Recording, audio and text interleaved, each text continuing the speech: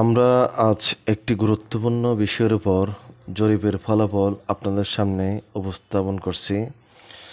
প্রথম কলকাতা নামক একটি চ্যানেল জরিপ করেছে।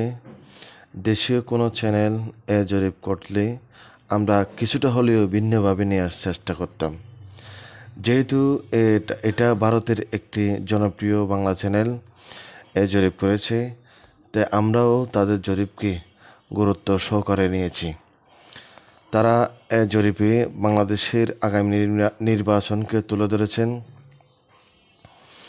বিএনপি, জামাত ইসলামী, জাতীয় নাগরিক পার্টি ও আওয়ামী লীগকে দেশের মানুষ কীভাবে নিয়েছে তার একটা পরিষ্কার ধারণা আমরা এখানে পেয়েছি। একটা বড় সংখ্যক দর্শক বাংলাদেশের নির্বাচনী জরিপে অংশ নিয়েছেন। আমরা এখন জরিপটা আপনাদের সামনে তুলে ধরছি। মোট 31,000 দর্শক জরিপে অংশ নিয়েছেন। সর্বপ্রথম জাতীয় নাগরিক পার্টি দলটি মূলত জন্ম নিয়েছে 5 আগস্ট বিপ্লব কেন্দ্রিক, যাদের বয়স এখনও বছর পূর্ণ হয়নি।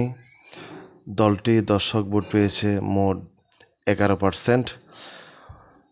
এই দলটির বাংলাদেশের জনগণের উপর অনেক বেশি দায়িত্ববোধ রয়েছে। দায়িত্ববোধ থেকে মূলত তারা তাদের দলকে প্রতিষ্ঠা করেছে।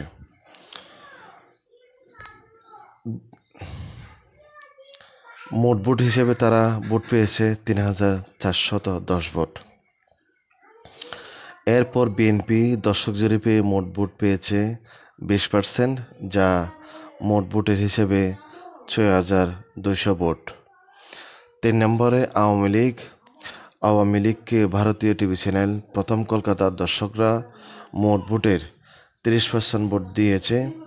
তাদের প্রাপ্ত ভোট 9,300। সর্বশেষ জামাত ইসলামীকে ভারতের টিভি চ্যানেল প্রথম কলকাতার দর্শকরা ভোট দিয়েছে মোট ভোটের 39% ভোট। মোট ভোটের হিসাবে 12,900 ভোট। প্রথম কলকাতার রিপোর্টের আলোকে বাংলাদেশ জামাত ইসলামী প্রথম, বাংলাদেশ আওয়ামী লীগ দ্বিতীয়, জাতীয়তাবাদী দল বিএনপি তৃতীয় ও নতুন দল জাতীয় নাগরিক পার্টি চতুর্থ অবস্থানে রয়েছেন।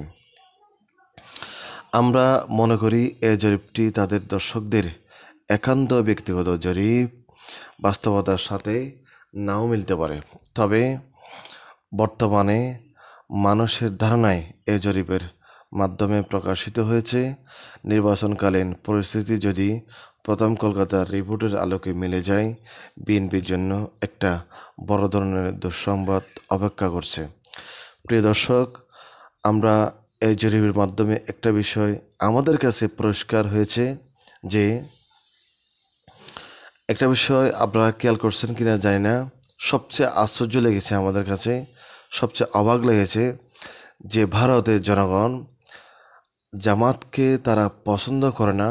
সেই জামাতকে তারা নির্বাচনে জরিপে রাখছে প্রথম, আর আওয়ামী লীগকে, যারা তাদের অনেক প্রিয় একটু দল, এই দলকে তারা রেখেছে দ্বিতীয়। অথচ এই আওয়ামী লীগ জুলাই বিপ্লবের আন্দোলনে বাংলাদেশের মানুষের উপর একটা গণহত্যা চালিয়ে তারা দেশ থেকে পালিয়ে গিয়েছে। সেই আওয়ামী লীগকে তারা রেখেছে দ্বিতীয়। বাকি অবশিষ্ট বিচার করার দায়িত্ব আপনাদের। প্রিয় দর্শক, আজ এই পর্যন্ত। ভালো থাকবেন, সুস্থ থাকবেন। আল্লাহ হাফেজ। ওয়াসিম আকরাম, চ্যানেল টুডে।